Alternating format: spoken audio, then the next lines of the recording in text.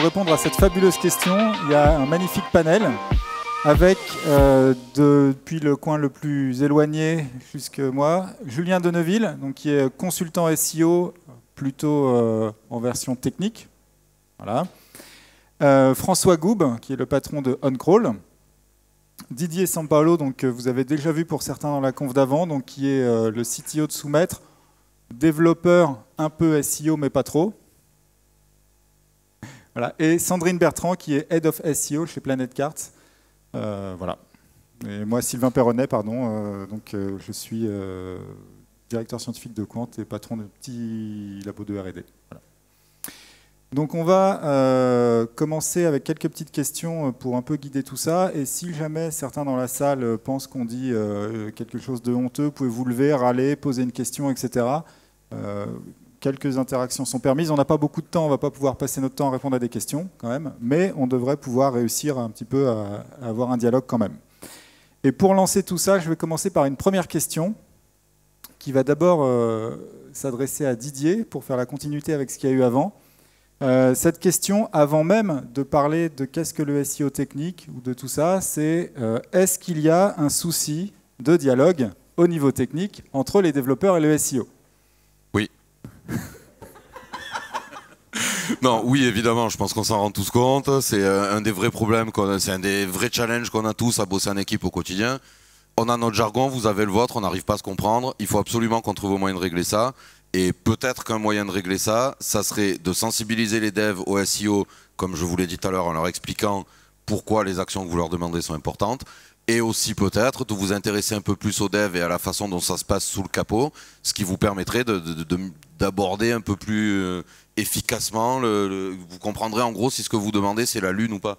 Et donc vous comprendrez aussi si le... Oui, ben je parle pour toi Sandrine. On a déjà bossé ensemble sur des dossiers où j'étais dev et toi SEO, c'était une catastrophe. Voilà, soyons clairs.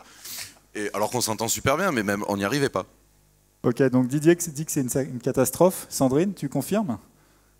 Ah oui, moi je confirme. Alors moi, en ce moment, j'ai une équipe de dev allemand et une deuxième équipe de dev russe. Et là, ouais, c'est au-delà du on se comprend pas. Et moi, j'en suis à la batte de baseball cloutée pour essayer de faire passer mes tickets. Et non, c'est l'enfer. Moi, je vis vraiment l'enfer pour faire la moindre modif. Ok, bon, donc ça commence bien. Je pense qu'on aura l'occasion d'élaborer sur quelques exemples plus tard. Moi, j'en ai aussi sur l'utilisation de React, par exemple, pour le SEO. On en reparlera peut-être un peu plus tard. Maintenant qu'on est tous d'accord qu'il y a un problème, enfin, je ne sais pas si dans la salle vous êtes d'accord, mais nous on est d'accord, c'est déjà pas mal.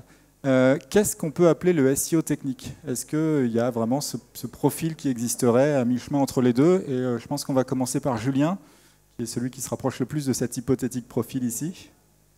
Oui, moi je pense qu'effectivement il y a des SEO qui sont vraiment techniques et d'autres moins, parce que on a un métier qui est de plus en plus spécialisé finalement.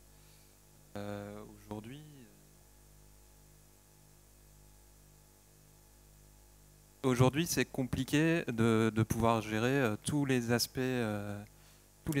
transverses, on va dire, du métier de SEO. Moi, typiquement, le premier, j'entends beaucoup parler de certains aspects de, par exemple, achat de domaine expiré, etc. Ce qui est parfois assez impressionnant, mais c'est pas du tout quelque chose que je pratique au quotidien parce que j'ai fait le choix de me spécialiser sur les aspects techniques, apprendre à parler avec les développeurs, par exemple. Et oui, moi je suis convaincu qu'il y a des facettes très très différentes et des métiers différents dans ce qu'on appelle le SEO aujourd'hui. Ok, alors moi, vas-y François. Non, ouais, moi je voulais juste apporter un élément complémentaire. Moi je suis tout à fait d'accord avec Julien. Il y a différentes saveurs dans le SEO. Il y a le contenu, il y a l'aspect technique, il y a le netlinking.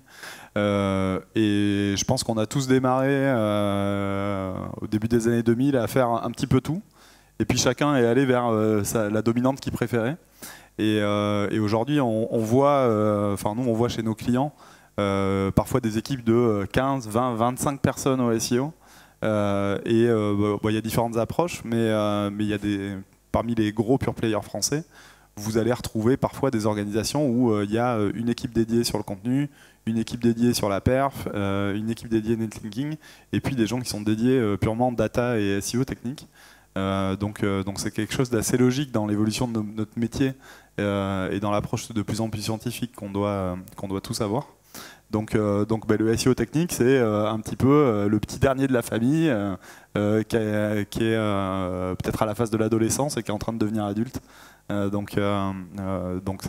confirme juste le point de Julien pour dire que oui, le profil SEO technique, il existe et il est toujours en train d'évoluer, quoi. Ok, alors moi j'ai l'impression par contre qu'il y a des fois deux types de profils SEO technique, si on veut aller, enfin, ou deux types de tâches. C'est intéressant d'avoir Didier et Sandrine côte à côte parce qu'il y a le SEO technique avec, on a du dev avec des nouvelles techno, etc. Le SEO doit réussir à comprendre ce qui se passe, etc. Puis il y a un côté aussi simplement l'automatisation des tâches SEO déjà existantes qui est devenue très technique. Qu'est-ce que vous faites cette différence vous aussi ou pas du tout? Alors, moi aujourd'hui, sur la partie automatisation, non, pas du tout, parce que moi je suis encore trop engluée dans faire passer mes tickets techniques basiques. Et encore, j'explique ce que je demande. Mais non, donc du coup, moi je suis pas du tout je suis vraiment encore sur la partie vraiment technique. Moi j'en suis encore avec OnCrawl à fond, à leur expliquer que j'arrive pas à crawler le site, et que si a priori OnCrawl passe pas, Google passe pas, et de galérer là-dessus. Et ouais, j'aimerais bien qu'on arrive à passer ça en mode fluide et effectivement pour derrière aller chercher des tâches d'automatisation pour que nous, on puisse, toute l'équipe que j'ai, puisse monter puisse gagner du temps et arrêter d'en perdre sur des trucs qui ne nous servent à rien en fait. Bon, aucune valeur ajoutée. Collecter de la donnée, ça n'a aucune valeur ajoutée, c'est l'analyse qu'on a. Je suis d'accord. Fantastique. Il arrive assez régulièrement aussi que des boîtes de petites à très grosses fassent appel à des développeurs externes pour soulager les process en interne parce que l'équipe de dev n'a plus envie de le faire parce qu'elle ne peut pas encadrer la personne. Des fois, il y a des vrais blocages, on ne peut rien y faire, ils n'ont plus envie d'aider du tout, c'est bloqué. Ou alors, ils ont des vrais plannings super chargés. Du coup, effectivement, le fait d'automatiser, ce n'est pas du tout dans les priorités. Et ils vont vous dire, attends, je suis sous l'eau du lundi au vendredi, ton fichier Excel, t'es gentil, mais démerde-toi. Le fait de vraiment faire un appel à l'aide en gros aux décideurs en leur disant écoute il faut vraiment me soulager sur ça, j'ai écrit les process, on n'a qu'à prendre un mec et lui demander combien de temps ça lui prend et on fera tu feras l'arbitrage après de est-ce que ça vaut le coup pour la boîte ou pas, ça peut vraiment débloquer des trucs. Moi j'ai bossé pour des très très grosses boîtes où quand ils m'ont appelé en me disant on a besoin de ça, je me suis dit mais vous avez personne en interne pour le faire? Ils m'ont répondu non, les mecs en interne ils sont occupés.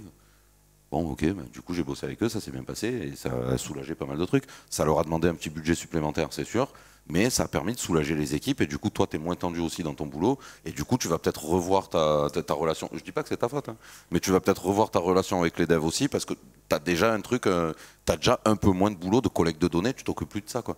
Donc après tu regardes les tickets, tu dis tous les jours, écoute c'est pas fait, j'attends demain. Ok. Est-ce qu'il y a des questions dans la salle? Oui, Vincent. En gros, est-ce que tous les tickets sont bloqués parce que vous avez l'équipe technique a pris trop de retard? Ou est-ce que tu es vraiment la seule? Non, là aujourd'hui, moi j'ai un premier problème en fait, c'est de travailler avec les Allemands. J'ai rien contre je suis que germanophobe depuis quelques semaines à force. En réalité, on a un vrai problème de dialogue et de communication puisqu'à chaque fois qu'on leur ramène un ticket, mais c'est tout et n'importe quoi, du truc marketing en mode s'il te plaît, tu peux me mettre tel produit en ligne. Leur première réponse, c'est pourquoi faire? Mais pourquoi faire et comment? Et est-ce que vous êtes sûr que vous avez besoin? Donc le dernier exemple bidon qu'on a, c'est on voulait remettre en ligne des boules à neige. Vous savez, les trucs, voilà. Et on en a avec de la neige et avec des petits cœurs. Donc avec les petits cœurs, c'est pas un produit de saison, c'est un produit tout le temps. Et bien ils ont refusé. Non, ils avaient décidé que c'était pas de saison. Donc aujourd'hui, on en est même, le blocage, il vient de la perte de temps, de la justification qu'ils nous demandent sur chaque ticket. Après, sur le SEO, c'est encore autre chose parce que j'ai affaire à au moins 3 des développeurs qui ont décidé qu'ils étaient plus experts que moi. Donc en plus, je bagarre, alors je vous dis pas, un coup de vidéo Google et compagnie. D'ailleurs, je kiffe les dernières vidéos de Google sur le JS qui m'ont sauvé la vie. Là, franchement, ça m'a sauvé. Pour leur dire, mais ok, je comprends bien ce que vous avez fait, mais Google ne sait pas gérer ce truc-là. Ou voilà comment il le gère et ça ne me convient pas.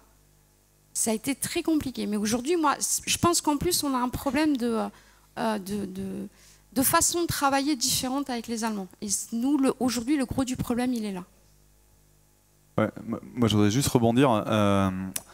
Nous, on constate souvent que c'est un problème de confiance. C'est-à-dire que le développeur, schématiquement, c'est 1 ou 0. Donc, il a besoin qu'on lui prouve, pas seulement qu'on lui dise tiens, il faut pas utiliser JS, mais il faut effectivement, comme le dit Sandrine, lui apporter la preuve que bah, oui, effectivement, ça marche comme ça. Souvent, si on n'apporte pas cette preuve-là, eux, ils ont aussi leur propre approche de potentiellement comment un Google il peut fonctionner et pourquoi il n'arriverait pas à faire ci ou il n'arriverait pas à comprendre ça.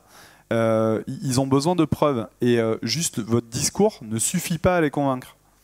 Donc le point clé, c'est un point de confiance. Et donc en tant que SEO, c'est ce qu'on a expliqué avec Harley ce matin, c'est de faire la preuve qu'on est capable d'avoir des résultats.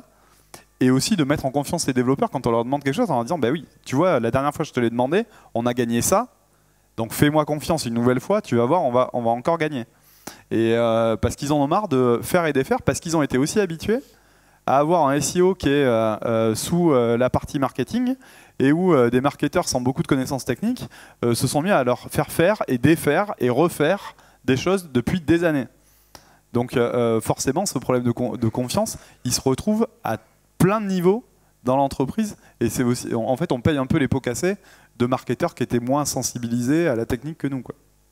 Et du coup, je rebondis là-dessus, quand vous faites des réunions de reporting après avoir mis en place des outils techniques, faites-y participer les développeurs. Ou quand vous envoyez un mail avec une pièce jointe, avec un rapport, on a mis tel truc, voilà les actions qu'on a menées, voilà les répercussions que ça a eu. Mettez le dev en copie. Le mec, il va voir passer, au lieu de se dire, bah oui, de toute façon, il m'attendait pendant 3 semaines, j'ai mis le truc en ligne, j'en ai plus jamais entendu parler. Sous-entendu, il y a 9 chances sur 10 qu'en fait, je me sois chauffé à bosser le week-end pour aucune raison, parce que personne n'a regardé. Le dev va juste jeter un œil à la pièce jointe et va se dire, ah, j'ai fait ça, moi. Ou alors, vous le faites venir dans la réunion, et là, c'est pareil, je vous demande pas de lui faire une statue et de passer 2 heures à expliquer que c'est un génie. Juste faites-le venir dans la réunion, laissez-le s'asseoir dans son coin gribouillé sur son petit papier et expliquez devant lui quelles sont les retombées qu'a eu son boulot. Je vous demande même pas de le féliciter, il va comprendre que c'est grâce à son boulot. C'est lui qui l'a fait, il le sait, quoi. Pour compléter aussi, moi j'ai constaté que là on est en train de taper sur les développeurs. Il n'y a pas que les développeurs qui ont besoin qu'on leur explique pourquoi on veut faire telle ou telle chose et quels sont les enjeux et qui parfois provoquent des blocages. Les départements marketing, la com, etc. Eux aussi parfois ils ont des idées un peu préconçues qui ne sont pas forcément la réalité que nous en tant qu'experts on connaît. Donc il n'y a pas que les développeurs qui peuvent poser problème pour le SEO. Ouais, en fait, ce qu'il faut comprendre, c'est qu'ils ont des petits cœurs sensibles, les développeurs, et donc ils ont besoin qu'on leur explique pourquoi c'est important. Et donc il y a besoin pour les SEO de transmettre une certaine vision de l'enjeu ou de l'objectif à atteindre. Et je vais juste faire une petite parenthèse, c'est pas forcément pour parler d'OnCrawl, mais en interne, on s'est rendu compte que dans l'intégration des développeurs, en fait, aujourd'hui, on leur fait passer quelques jours avec nos Customer Success pour qu'ils s'acclimatent au produit et qu'ils comprennent c'est quoi l'usage que nos clients ont du produit et quelle est la valeur qui est créée. Parce que ça leur permet de se projeter en se disant ok, c'est quoi le niveau d'exigence, c'est quoi la qualité attendue dans le développement que je dois faire, parce que, ouais, in fine, il y a bien des gens qui utilisent. Et donc, le fait que les développeurs s'acclimatent au métier de nos clients, mais ça joue aussi en fait dans leur motivation parce qu'ils se disent pas ouais c'est la boîte noire, je sais pas ce qui se passe, je mets ça en prod, je sais pas si ça sert à quelque chose, j'en sais rien, personne ne m'a fait de retour. Et donc effectivement il faut ménager leur petit cœur sensible et leur dire bah, tiens c'est cool que ton truc ils sont en prod, quoi. Et du coup je suis tout à fait d'accord avec ça et la façon dont on bosse chez Soumettre aussi, c'est qu'on laisse chacun des développeurs voir avec n'importe lequel des chargés de dossier les besoins de chacun. C'est-à-dire que quand on a Aurélien qui a besoin d'un truc sur une interface de presse, il peut voir n'importe lequel des développeurs de la boîte, c'est pas forcément moi qui suis le CTO qui vais m'en occuper, je vais même pas forcément attribuer un rôle, ils peuvent se débrouiller entre eux même quand je suis pas là, et le développeur du moment où il prend la demande en charge, c'est lui qui en est responsable. Et à la limite, je veux être tenu au courant de ça, que s'il y a un problème particulier, parce que c'est moi le plus expérimenté du truc, donc c'est peut-être moi qui vais débloquer en dernier recours, mais le développeur est responsable avec le chef de projet des demandes qui se font et des trucs qui passent en prod. Moi clairement, le fait qu'il y ait une interface qui change pour arranger quelqu'un dans la boîte, ça me pose aucun souci, donc j'ai pas d'avis à donner sur ça, quoi. Merci. D'autres questions ou pas? Non? Moi j'en ai d'autres. fantastique. Et oui. Moi, j'avais une question après, par rapport à, bon, j'ai mis ma note, c'est profil nouveau aux compétences additionnelles. Voilà, je vous dévoile un peu tous mes secrets.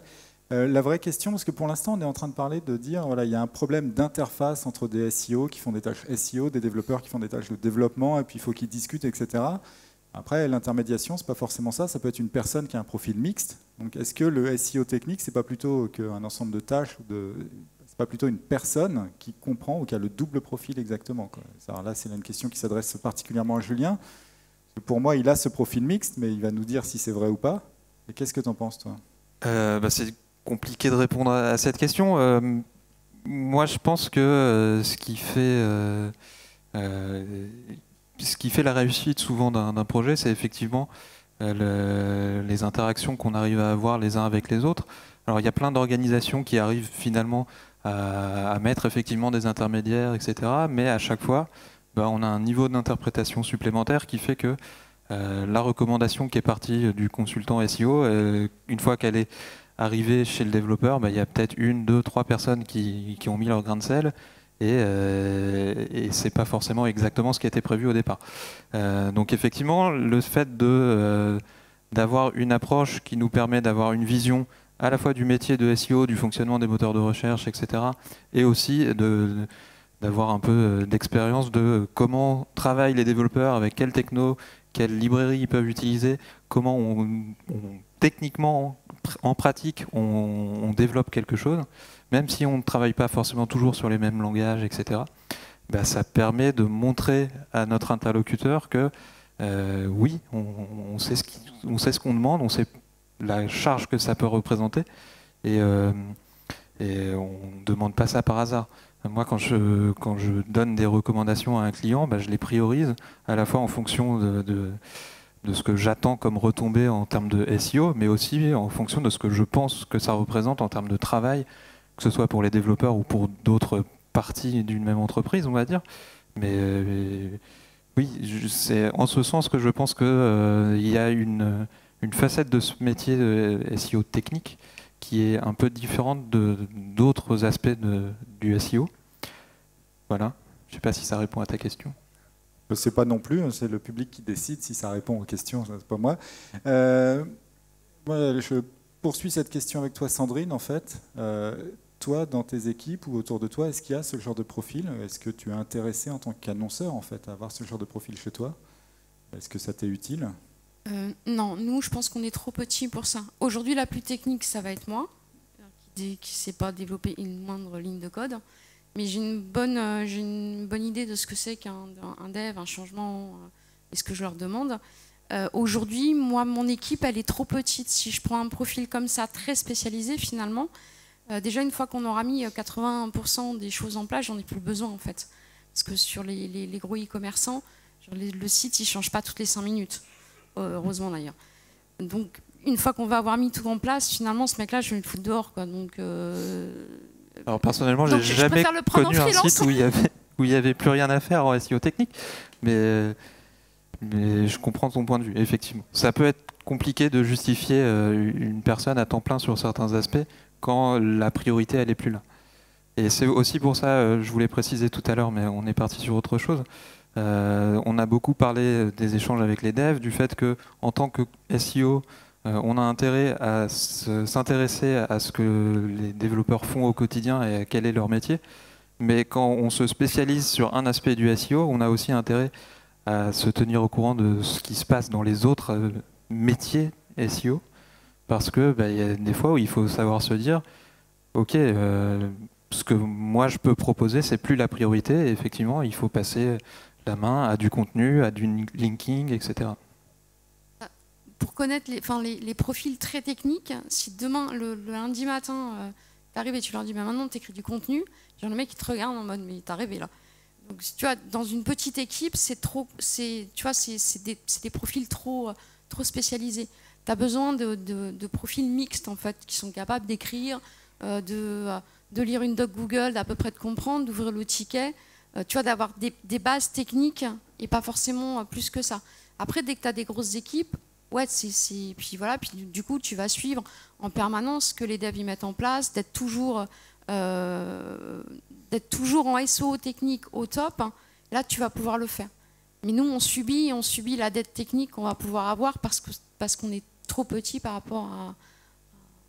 Ouais, mais je pense qu'on est complètement d'accord. Et pour peut-être anticiper un peu une éventuelle question de Sylvain, je pense qu'une organisation qui fonctionne bien par rapport à cette problématique de on n'a pas forcément le budget pour avoir quelqu'un à temps plein pour faire du SEO technique, c'est justement, comme tu le disais, de faire appel ponctuellement à des ressources externes pour traiter des problématiques qu'on n'a pas forcément la compétence en interne d'adresser. Ouais, non, je voulais juste rajouter un point et revenir à ta question initiale sur le profil SEO technique. Alors effectivement, idéalement, dans un monde idéal, un SEO technique, c'est d'abord un développeur qui a fait le chemin vers le SEO. Donc ça, c'est effectivement le monde idéal. Maintenant, des profils SEO techniques qui deviennent très efficaces, c'est souvent aussi des gens qui n'ont pas forcément la formation technique, donc qui ne sont pas capables, exactement ce que disait Sandrine, de coder, mais qui par contre ont développé une certaine appétence pour se beurrer de la doc de Google en long, en large, en travers. Il y a quelques jours, j'étais à Portland à la conférence Engage et il y avait Jamie, je ne sais plus comment, qui faisait une conférence et qui expliquait, elle est développeuse à la base, mais elle expliquait tous les bugs qu'elle avait trouvés dans la documentation de Google, ou toutes les incohérences, voire les easter eggs. Et donc, avoir passé autant de temps à lire la doc, c'est cette appétence-là qu'on va aussi chercher dans un SEO technique. Et mon dernier point, c'est de dire, quand on n'a pas ces profils-là, ce qu'on constate qui marche bien, c'est quand on a intégré un développeur dans l'équipe SEO. C'est-à-dire que c'est quelqu'un qui appartient à l'IT, mais qui est en délégation de l'IT dans l'équipe SEO. Il y a énormément d'e-commerçants ou de grands médias en France qui sont organisés comme ça, où en fait, il y a un interlocuteur unique entre l'équipe SEO et la technique, et c'est quelqu'un qui est au quotidien avec l'équipe SEO, donc qui comprend les problématiques, qui comprend les enjeux, et qui a aussi sa culture personnelle en tant que développeur, et qui comprend lui aussi les contraintes de l'IT. Donc c'est lui qui va mettre la glu, et qui va faire le lien. Donc, et nous, on se rend compte aussi que dans les projets qui marchent bien, et dans les gens qui progressent énormément et très vite sur la partie SEO technique, et c'est toujours le cas, c'est dans le cas où les équipes IT ont été mises dans la boucle, voire formées aux outils SEO techniques qui ont été contractualisés. Parce que là aussi les développeurs ils vont aller se connecter à l'analyseur de log parce qu'ils en ont marre que Sandrine leur tape sur les doigts chaque fois qu'il y a une mise en prod, qu'il y a des 302 dans tous les sens. Donc avant de se faire taper sur les doigts, ils vont se connecter à l'outil et ils font le job tout seuls. Donc il y a aussi une question de faire en sorte que le développeur s'approprie le sujet, et une bonne manière c'est d'intégrer un développeur au sein de l'équipe. Alors, je vais poser une question un peu trollesque. Ok, le SEO technique n'a pas forcément vocation à être en permanence dans les équipes, etc. Le SEO tout court, il ne maîtrise pas assez la technique. Le développeur ne maîtrise pas assez le SEO. Est-ce qu'un SEO qui est bon avec des outils, il est substituable à tout ça et il peut faire le job suffisamment pour ensuite réussir à, ponctuellement, on prend un SEO technique freelance, mais il fait le job le reste du temps. Alors là, je pense qu'on va avoir des réponses différentes entre tout le monde. Alors, moi, je pense que c'est vraiment très compliqué d'être vraiment bon partout. Moi, le premier, je le disais tout à l'heure, quand on parle de netlinking, de domaine expiré, etc., je me tiens au courant de ce qui se passe, etc., mais j'aurais beaucoup de mal au quotidien à faire ça pour mes clients, parce que c'est pas du tout quelque chose que je pratique depuis plusieurs années maintenant. Donc je pense que c'est pas le cas, même si on a des outils de plus en plus avancés qui nous fournissent des données de plus en plus raffinées, etc., des analyses très poussées.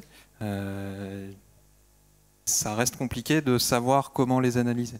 On peut parler de crawler, on peut parler d'analyse sémantique, on peut parler de netlinking.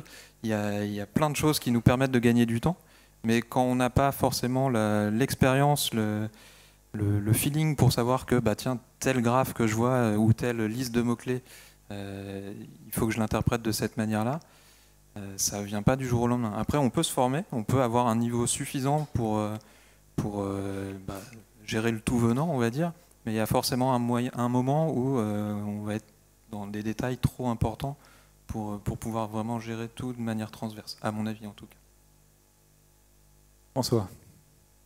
Bon, c'est une question trop laxe, ça je confirme, mais dans le parallèle que je ferai, c'est quand vous prenez un outil, c'est comme quand vous achetez une voiture. Vous n'êtes pas en train d'acheter un chauffeur. Donc vous avez un outil qui permet de vous, une voiture, elle vous permet de vous transporter d'un point A à un point B. L'outil vous permet de faire pas mal de choses en termes d'analyse. Maintenant, ça reste à vous de faire le métier. Donc de la même manière qu'on va vers la voiture autonome, il y a un certain nombre de tâches qu'on peut automatiser, notamment sur la partie SEO technique. On en discutait tout à l'heure, il y a un brevet de Facebook qui explique qu'ils arrivent en fait avec du machine learning à corriger automatiquement le code des pages sur un bout du code.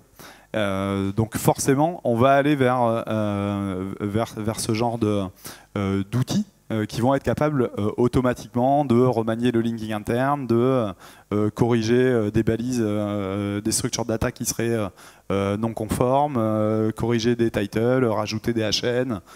Ça, oui, on y va. Maintenant, à date, on n'a pas, il n'y a pas de solution magique où parce que j'ai acheté un outil, alors tout se fait en mode auto, j'appuie sur le bouton, quoi. Didier. Non, je pense pas qu'on puisse être fort en utilisant des outils si on n'a pas de background technique. Parce que, oui, si on peut être fort, mais bon, je vais faire un parallèle un peu stupide, mais au moins on va tous être sûrs de bien parler de la même chose. J'ai l'impression que quand on fait ça, j'en vois des types qui montent des startups notamment et qui font leur proof of concept en utilisant 25 services différents qui font bosser ensemble. Au final, le boulot du mec, ça devient de faire un clic ici, puis un clic là, puis un clic là, puis un clic là. Ce qu'il fait au quotidien n'a plus aucun sens, donc clairement, je souhaite ça à personne. C'est moi perso, c'est ce que j'essaye de jamais faire de ma vie. Des trucs des actions qui indépendamment les unes des autres n'ont aucun sens. C'est vraiment ce que j'ai pas envie de faire de mon boulot ni de mes journées. Et en plus de ça, imaginons qu'on appelle un architecte en lui disant bon bah écoute, si c'est pour lui dire voilà le genre de maison que je voudrais avoir, j'ai bricolé un truc pour que tu captes à peu près l'idée générale, l'ambiance que je voudrais, le style global du bâtiment, etc. Ça me va bien. Si d'un coup vous commencez à vous dire non mais de toute façon les architectes c'est du flan, j'en ai pas besoin parce que regarde j'ai bricolé des conneries et la maison je vais la construire exactement comme ça, vous avez attendez qu'il pleuve, on en reparle quoi. Très bien. Cette image-là, c'est bien. Sandrine. J'aime bien l'impro. Je vais garder le truc. Moi, je pense être dans le modèle de je vais voir l'architecte en lui disant regarde à peu près ce que je veux. Aujourd'hui, je pense que c'est comme. Enfin, moi, je pense que j'ai je suis absolument pas technique parce que vraiment, je sais pas coder. Je sais faire mes balisages toute seule. Ouais, je vais le mettre. Mais après, pour le reste, par contre, je suis capable d'aller de dire voilà ce que je veux.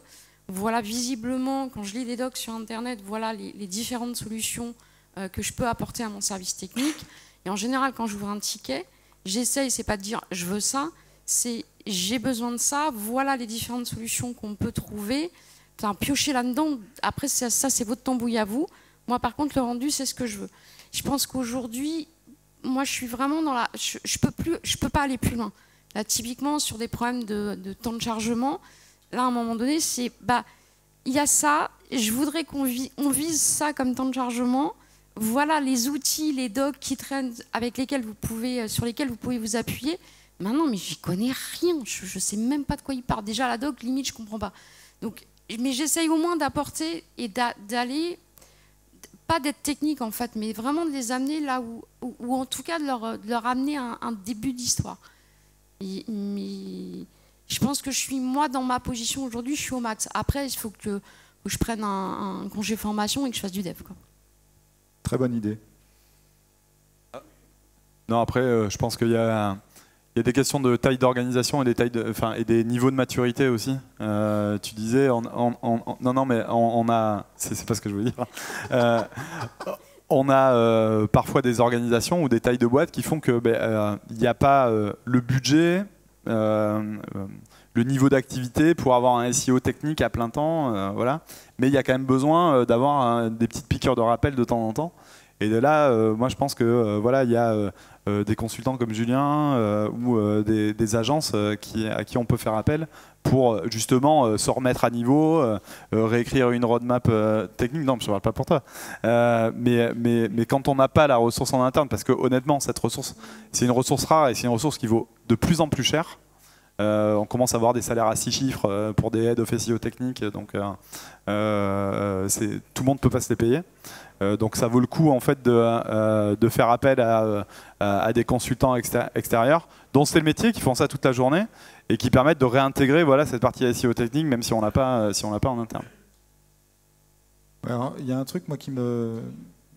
J'ai pensé à ça quand tu as parlé d'un fameux analyseur de log. Quelque part, l'émergence des outils aussi, ça crée des nouvelles pratiques. C'est assez amusant parce que moi j'ai eu le cas, il y a des boîtes où il y a des devs et puis on se demande s'il faut mettre un SEO technique, mais il y a des boîtes où il y a des SEO, y compris techniques, mais il n'y a pas de dev, il n'y a pas d'admin 6, il n'y a rien de tout ça. Et on se rend compte qu'une fois que ces SEO techniques sont munis de certains outils, ils finissent par faire aussi des tâches qui débordent largement. Moi je vais donner un exemple, c'est des gens qui utilisent OnCrawl, bon, c'est comme ça, ça pourrait être un autre outil. Ils se servent de l'outil pour faire du monitoring serveur au final. Il n'y a quand même pas du tout l'usage, je pense, originel, et il y a des outils, je pense, plus adaptés pour ça, mais on s'aperçoit que finalement, pour remplir un certain besoin, on recrute un certain type de personnes qui achètent certains types d'outils, et ça crée une nouvelle forme de pratique dans le métier, et ça fait changer le métier du SEO aussi. Et donc on a quand même une convergence assez forte avec certains SEO techniques qui finissent par aller vers l'admin 6, vers le dev, etc., et qui quittent un peu le navire du SEO. Je pense aussi parce que les salaires sont plus hauts dans les devs et les admin 6. Mais bon. Il y a aussi un point qui est important, c'est que de la même manière qu'on ne peut pas maîtriser vraiment à fond tous les aspects de notre métier de SEO, il faut comprendre que, pour revenir aux développeurs, c'est un métier qui est de plus en plus complexe également. On pourrait parler de framework JavaScript, etc. Mais même la manière, par exemple, pour parler à Didier, de développer du PHP aujourd'hui, elle est vraiment complètement différente de celle qu'on avait il y a 5-6 ans. Et encore plus avant. Et du coup, c'est aussi,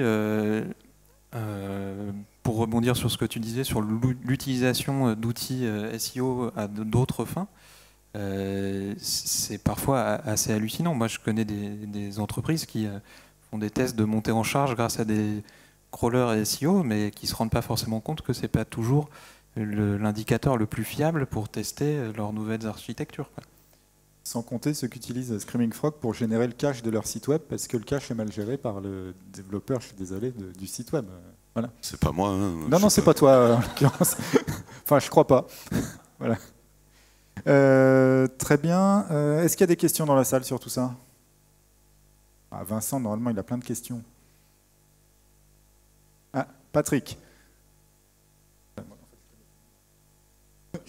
Est-ce que, au global, vous pensez que, je ne sais pas s'il faut parler d'avenir, mais que le plus simple, c'est que des mecs qui viennent de dev, petit à petit, prennent des compétences SEO, ou est-ce que ce soit plutôt que des SEO se mettent plus au dev? Alors merci, parce que tu as posé ma question numéro 6. Parfait. Et je laisse répondre. Les deux. Les deux. Les devs peuvent pas faire sans avoir de notion de SEO parce qu'ils trouvent vos demandes farfelues, donc ils s'en foutent parce qu'ils trouvent pas ça intéressant. Et vous, du coup, ils vous trouvent pas une crédibilité particulière parce qu'ils savent très bien, et arrêtez-moi si je me trompe, que vous considérez que le code c'est le truc le plus chiant du monde et que vous comprenez pas comment des mecs peuvent faire ça toute la semaine. Donc à partir de là, t'as aucun respect particulier pour ce qui est ma passion. Enfin, moi en tout cas c'est ma passion en plus d'être mon métier. T'as aucune sorte de respect pour ce que je fais de mes journées. Ben, c'est un peu trop tard pour venir me demander de l'aide au moment où tu dois te taper tes 50 000 redirections. Donc faisons tous les deux un pas vers l'autre et apprenons à travailler ensemble. Mettez-vous un peu au dev, regardez comment ça marche pour de vrai, vous allez voir que ça va énormément fluidifier vos relations avec votre dev. Dites-lui, ouais, je me suis fait un petit tuto pour comprendre le PHP. Il va clairement se foutre de votre gueule, mais il va se dire, ben, le mec il a fait un effort, je vais en faire un aussi. Ces redirections, ça fait 6 mois qu'il me tanne, allez, aujourd'hui je lui fais. C'est sûr et certain. Vous m'appelez si c'est pas bon, je vous paye un coup à boire. Du coup, je complète juste pour... est-ce que Sandrine peut dire pourquoi est-ce que tu t'es jamais formée au dev? C'est indiscret. Parce qu'elle est feignante. Bravo. Franchement, je pense que j'ai fait 2 jours de formation à PHP. Je crois que la seule chose que j'ai retenue de la formation, c'était comment je cloquais. Bah, c'est le seul truc qui me... Ça, c'est le moment où ils m'ont expliqué ça. Je disais, ah ouais, ça je sais, ça j'ai compris, ça je peux faire et tout. Voilà. Non, très clairement, je pense que moi j'ai essayé, j'ai fait des bouts de tuto, des trucs, et je pense que j'ai pas la logique. Il y a un truc ou alors il faudrait peut-être que j'ai une vraie formation cadrée, un truc mais je pense que là, moi aujourd'hui, j'ai pas la logique. Donc je vois bien si tu veux. Connais des gens si tu veux. D'accord. Je vois bien, tu sais, quand tu découpes les process, les trucs, je vois bien plein de choses. J'utilise plein d'outils. Mais il y a un moment donné où je pense qu'il me manque une brique que j'ai pas et que j'ai pas eu en formation. Et du coup, je pense que ce truc-là, j'arrive pas à passer le cap. Après, sans pleurnicher sur mon pauvre statut de femme, à un moment donné, j'ai 2 mômes, je suis en garde alternée, mes journées, elles font que 24 heures, quoi. Il y a ça aussi. Ouais, alors moi, je vais donner un élément de réponse là-dessus, parce que nous, on fait de la formation, c'est pas un secret, hein, pour de la programmation et pour du SEO. Et il y a quand même une asymétrie sur le temps d'apprentissage. Apprendre le code, c'est beaucoup plus long que d'apprendre les bonnes pratiques SEO. Et donc, c'est beaucoup plus difficile de faire le chemin dans un sens que dans l'autre, quand même, il faut bien le dire. Et donc, ça prend beaucoup de temps, et c'est aussi une partie du problème. Ouais, moi, je rajouterais juste un point là par rapport à la question, qui est qu'on voit de plus en plus en fait, de développeurs venir vers le SEO, mais plutôt sur la partie data, voire data science, où là, le chemin est quelque part un peu plus naturel, parce qu'ils ne vont pas vraiment vers du marketing, on reste dans de l'ingénierie. On voit de plus en plus en fait, de profils faire ce type de migration, probablement pour 2 raisons. 1, c'est intéressant intellectuellement, et 2, c'est aussi souvent plus rémunérateur. Donc, Et pour finir sur cette question, enfin peut-être finir, moi mon point de vue de consultant, c'est qu'effectivement, comme le disait Didier, on a les 2 à faire. D'abord, personnellement, je constate que autonomiser les interlocuteurs que j'ai, que ce soit des développeurs ou d'autres métiers, leur montrer comment ils peuvent au quotidien gérer certains aspects faciles du SEO, moi ça me fait gagner du temps. Personnellement, ça me fait chier de devoir dire aux gens qu'il faut mettre une balise title sur une page, par exemple. Je ne sais pas si c'est votre cas, mais du coup je suis content de ne pas avoir à gérer ça et de pouvoir traiter d'autres sujets. Et en parallèle, le fait de pratiquer un langage de programmation, ou plusieurs d'ailleurs, et de savoir être autonome avec ça. Alors effectivement, on peut chercher à devenir un petit développeur à son propre niveau, etc. C'est pas forcément très facile. Par contre, essayer d'avoir les bases suffisantes pour lancer un script Python ou R, par exemple, pour ne citer que ces langages-là, vous allez avoir accès à plein d'outils d'analyse de données, etc., qui vont au quotidien vous faire gagner énormément de temps en tant que SEO. Donc on a vraiment intérêt à faire les 2. Ok, on va s'arrêter là pour la question. Il y avait Jérôme, Fred, Sipai, qui veut. J'ai hacké le micro. Clairement, je pense que quelqu'un qui n'est pas sensible au développement, ce sera très compliqué pour lui de s'y mettre. Et il y a des gens qui sont totalement hermétiques à ça. Et je pense à l'inverse que les développeurs sont très souvent hermétiques au SEO. Et Didier, tu as ramené un truc sur la table qui est très important, c'est cette notion de préjugé. Et j'ai souvent affaire à des développeurs, moi je suis développeur aussi à la base, et je sens cette notion de préjugé au départ quand je fais connaissance avec eux, et c'est très rigolo, parce que c'est toujours le développeur bourru qui arrive en disant ouais, mais non, mais de toute façon, c'est pas possible de faire ça. Et en général, je lui dis, si, tu prends ça, tu fais comme ci, tu fais comme ça. Si tu veux, je te le fais. Et là, en général, déjà, la barrière, elle est tombée, quoi. Et on a les mêmes préjugés de l'autre côté, hein, du SEO face aux développeurs, qui se dit, putain, le mec, il vit dans un monde que je comprends pas, puis je comprendrai jamais. Voilà. Donc, ces 2 mondes, les réunir, c'est pas évident. Et il y a des gens des profils, justement, qui ont fait le pas de le faire, mais c'est des profils qui sont très atypiques. Ouais, mais tu as quand même des passerelles assez évidentes qui peuvent se faire aussi. Moi, par exemple, très franchement, il a fallu que je rentre dans l'agence de SEO qui m'a mis un peu les pieds là-dedans pour que quelqu'un m'amène voir un client. Alors que je passais ma vie à développer des trucs pour ces gens-là, les commerciaux allaient en rendez-vous parce qu'ils allaient relever les besoins et faire signer les bons de commande, et moi on me posait un truc sur le bureau en mode bah tiens, il faut faire ça pour vendredi ou pour lundi, parce que voilà. Et le beau jour où quelqu'un m'a dit bon écoute, c'est un client un peu spécial, ils ont des grosses problèmes, c'était un site monumental, ils ont des super grosses problématiques techniques, donc on va aller rencontrer la personne qui gère le SEO chez eux, plus le directeur internet, donc le CTO, plus le patron, le grand patron qui est le décideur. Voilà le nom de ces gens, je te préviens tout de suite la semaine prochaine, c'est un énorme rendez-vous, tu viens avec nous. J'avais beau avoir mon énorme barbe, j'étais le préjugé total du dev, bon je le suis peut-être encore un peu aujourd'hui, je suis désolé, mais j'avais mon énorme barbe et mes hoodies en permanence et compagnie. Je peux vous dire que pour le rendez-vous de la semaine d'après, je m'étais briefé sur qui étaient les gens, je m'étais renseigné sur tout, j'avais rasé ma barbe, j'avais sorti ma plus belle petite chemise en me disant là il faut pas que je foire, c'est un gros coup quoi. Et ça s'est bien passé. Et au final, c'est moi qui ai fini par dire au milieu, ils m'ont posé 2-3 questions, j'étais là, oui, on doit pouvoir. Et c'est moi qui ai fini par dire au client, mais tu sais qu'on pourrait aussi peut-être envisager, alors bon, ça prendrait plus de temps, donc il faudra peut-être que tu reparles budget avec mon boss, mais on pourrait peut-être envisager de faire un truc comme ci et comme ça. Et au final, le client a dit à mon patron 2 minutes après, et j'aime bien ce qu'il vient de dire ton dev, et je crois qu'on va essayer de faire ça. Et au final, ils ont signé une presta plus grosse que ce qu'on était parti pour leur vendre, parce que au moment où j'ai senti opportun, j'ai ouvert ma gueule une fois, et à partir de là, je me suis dit, ben en fait, ça marche bien, mes compétences, elles sont cool, les clients, ça a l'air de leur plaire. Mon patron, il est content parce que clairement, je viens de lui rapporter de la thune. Donc, on en reparlera. Mais du coup, tout va bien. Donc, j'ai tout intérêt à aller là-dedans, quoi. Alors qu'en général, le métier de dev, c'est pas le métier qui est le plus valorisé. Ouais, mais justement, tu as été impliqué. Excusez-moi, j'ai une question aussi. J'ai une question assez concrète, en fait, au niveau par rapport au niveau de technicité. Parce que Sandrine dit, par exemple, qu'elle ne s'est pas formée au développement, mais elle y allait quand même vers ce type de formation, pour s'auto-former ou quoi. Ça lui a quand même apporté une grosse culture, certainement, ne serait-ce que pour son métier en général et sa vision du monde, qui doit être parfaite. Mais en ce sens que moi, j'ai aussi l'idée que être SEO technique, ok, c'est une spécialité, mais est-ce que c'est pas aussi la base? Parce qu'on doit quand même tous avoir une forte culture de l'Internet, de qu'est-ce qu'un site, comment ça se structure. C'est aberrant de ne pas savoir c'est quoi un moteur de recherche alors qu'on fait du référencement.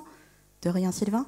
Mais du coup, est-ce que vous avez très concrètement pour nous une checklist de ce que vous considérez comme compétences minimales pour être SEO technique? Est-ce qu'il faut faire de la data science ou est-ce qu'il faut savoir faire une analyse de log en ligne de commande ou un outil ça suffit? Pour vous, c'est quoi?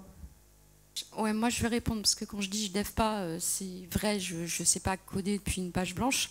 D'un autre côté, je sais aller chercher, je sais ouvrir FileZilla, le FZ rouge pour les puristes.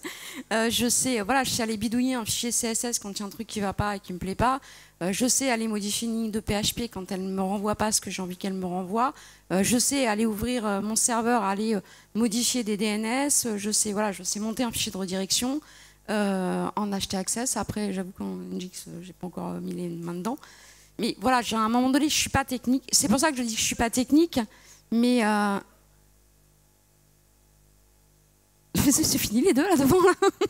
Du calme, laissez. Je suis pas technique, mais effectivement, je pense qu'à minima, qu'un référenceur, il doit au moins pouvoir être autonome sur un WordPress. Allez, pour faire un truc que tout le monde connaît, tu es capable de l'installer, d'acheter ton nom de domaine, de l'installer et de faire les modifs. Ouais, mais il y en a plein, c'est pas le cas. Ne fais pas genre, il y en a plein, ils savent pas. Donc, au moins pour moi, c'est ça. Ce qui veut dire que derrière, quand tu vas monter d'un cran et que tu vas aller voir ton dev, tu sais au moins quand tu lui dis j'ai un problème sur mon fichier CSS, tu sais au moins, tu as une vague idée de quelle tronche a un fichier CSS. Tu vois, t'es pas calé avec les héritages, les machins, ça te saoule, tu comprends rien. Mais au moins, tu sais que tu as un problème dans ton fichier CSS, par exemple que ton H1, il a cette tête-là et que ça ne te va pas et que tu voudrais qu'il ait une autre tête. Tu vois, je pense que le minimum, c'est ça. En tout cas, pour moi, si je devais définir ça, le minimum, c'est soyez autonome au moins sur tous les trucs de base. Ouais. Moi, je voulais juste rajouter une chose. Je pense que la base, c'est être capable de faire clic droit, afficher le code source et de comprendre ce qui se passe. C'est juste ça. Et après, juste être intéressé à ça fonctionne comment Internet, quoi. Un serveur, ça fonctionne comment? Il se passe quoi du côté d'Apache? Il se passe quoi du côté de la base de données? C'est quoi c'est quoi le SQL, c'est quoi une base NoSQL, ça sert à quoi Elasticsearch. Enfin voilà, c'est juste un peu intéressé fonctionnellement à juste comment ça marche. On ne demandera jamais à un SEO technique de coder a priori, même si c'est bien qu'il sache le faire. Mais par contre, on va quand même attendre de lui. Un développeur va attendre si vous lui demandez. Bon ben tiens, je voudrais mettre des aggregate ratings sur mes pages. J'ai lu, il y a des études qui sont sorties et visiblement utiliser JSON LD, c'est ce qui est top of notch aujourd'hui. Il faut que vous lui donniez un exemple. Donc il faut être capable de lui dire, tiens, un fichier JSON LD, ça se présente comme ça. Voilà, je pense qu'il ne s'agit pas que vous sachiez le faire. Mais juste montrez-lui la source de l'info aussi, voilà. C'est vachement important pour moi d'avoir la source de l'info. Sandrine disait tout à l'heure, je suis obligé de me battre avec les devs à coups de vidéos YouTube. Commence par ça. Le seul problème que tu vas avoir, c'est que le mec va regarder toutes les vidéos de la chaîne et après il va te dire ouais mais attends, dans telle vidéo il dit plutôt que. C'est pas grave, c'est des débats d'experts, on en fait tout le temps. Si le mec il monte en compétence et qu'il s'intéresse à votre boulot, vous avez tout gagné. Et du coup, pour finir avec SciPy, la checklist. Non, ça va. La checklist de ce que tu dois savoir, j'en sais rien, mais clairement, si vous êtes sous Mac, sous Windows, il y a une étape en plus, mais faites-le quand même. Intéressez-vous à la ligne de commande. Regardez le terminal en fait. Commencez à vous servir du terminal. C'est le début du boulot du dev, c'est le début du boulot du sysadmin. C'est ce qui se passe en vrai sur un DJ. J'ai accroché. Je suis en train de transformer ma copine en dev parce que je lui ai montré comment ça marchait. Parce qu'elle avait la même chose sur son ordinateur et qu'elle pouvait s'en servir. Et quand elle m'a dit, ah, mais je peux déplacer des fichiers, ouais, tu peux les supprimer, tu peux les retraiter, tu peux ci, tu peux ça. Ah, mais c'est cool. Et au bout d'un mois, je lui ai dit, attends, tu veux pas sur le serveur me déplacer un truc? Elle m'a dit, pourquoi je devrais faire ça? Parce que c'est la même, mon Mac, ton Mac, c'est la même architecture que le serveur de prod. Donc en vrai, si tu sais le faire sur un Mac, tu comprends ce que fait le mec sur le serveur. Et du coup, tu as déjà la base. Commencez par la ligne de commande. Si ça vous plaît vraiment pas, que ça vous donne envie de vomir, laissez tomber, ça vous plaira pas, le reste c'est encore pire. Mais si la ligne de commande vous finissez par accrocher, c'est bon, vous êtes parti, vous êtes sur les rails. Tout le reste, c'est que de la formation, on s'en fout.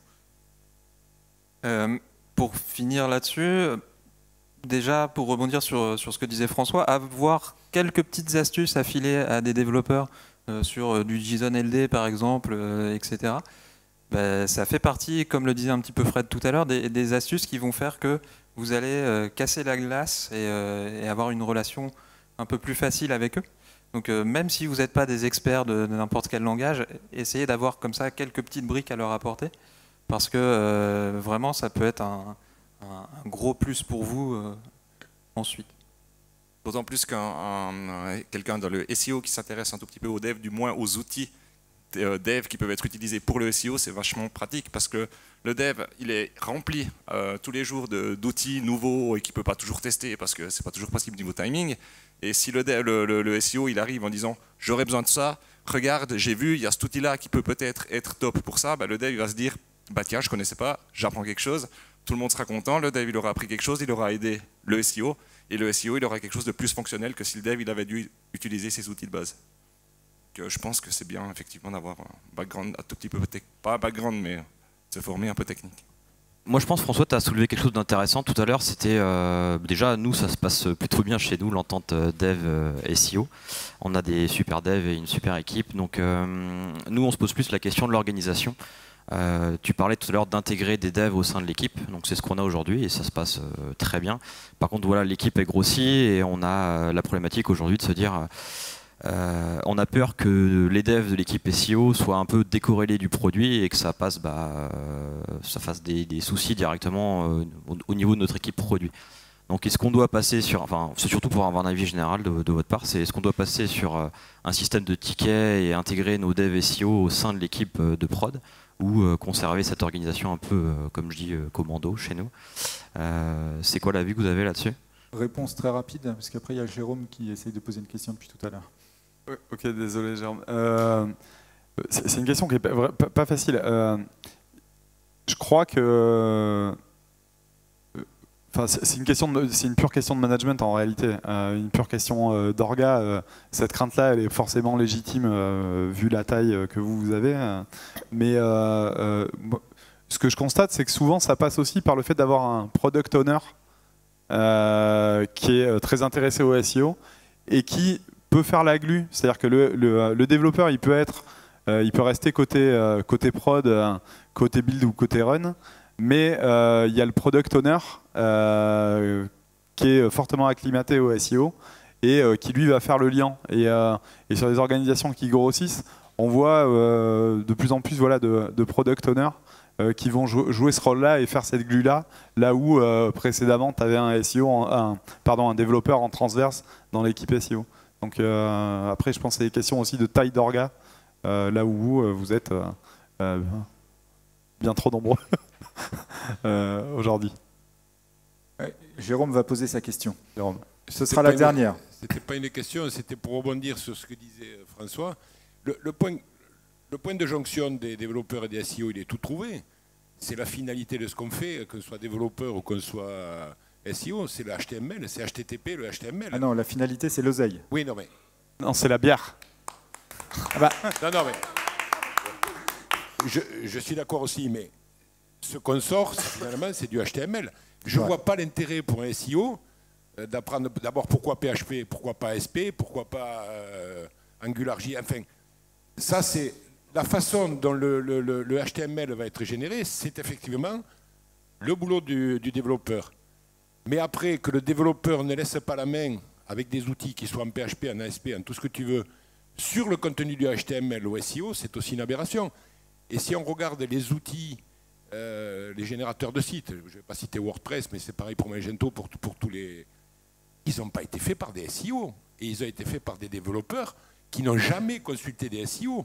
Sinon, ces outils, ils intégreraient tout ce qu'il faut pour que le SEO puisse tranquillement, sans emmerder personne. Alors, je ne vais pas parler de balisation parce qu'ils le font tous, ou de titres de page, mais au moins de changer des liens. Des choses aussi simples que ça, qui sont primordiales dans le travail du SEO. Le problème, c'est que je peux pas tout faire non plus. J'ai forcément un temps limité à passer parce que moi aussi, mais je sais bien que c'est pas pour moi que tu dis ça en particulier parce qu'on bosse pas ensemble. Mais quand je vois la plateforme sur laquelle je bosse, mon associé passe son temps à me dire « Ah, il y a tel bloc, là, je voudrais rajouter du texte dedans, mais c'est pas éditable, c'est dommage. Vous pourriez faire un effort quand même. » Il m'en fait clairement le reproche. Donc je finis par éteindre mon ordi et je bosse plus pendant 2 jours parce qu'il m'a gonflé. Mais au final, on arrive bien à bosser ensemble. Et je finis par lui dire, mais tu te rends compte que le fait de changer le texte là une fois, donc l'inverse de ce que fait Sandrine, où elle demande des tickets, les mecs le font pas. Moi je lui dis, tu me demandes de changer un texte une fois sur la homepage, ça me prend 2 secondes et demie de prendre ton nouveau texte et de le coller dans la homepage, versus X milliers d'années, parce que je sais pas jusqu'où tu veux aller, pour changer les liens internes, rajouter du gras, un autre bloc administrable, une page en plus à tel endroit. Ma plateforme, c'est pas un CMS, c'est pas fait pour. Donc il y a des trucs que je fais pas parce que c'est légitime aussi de pas passer du temps là-dessus. Normalement, tu vas pas passer tes journées à changer les titles sur le site. Donc, on le fait une bonne fois pour toutes et puis c'est pas grave, tu pourras pas les éditer. On en reparlera plus tard. On va s'arrêter là. Les nerfs montent parce qu'on a tous un peu soif, hein, je crois. Eh ben, merci tout le monde.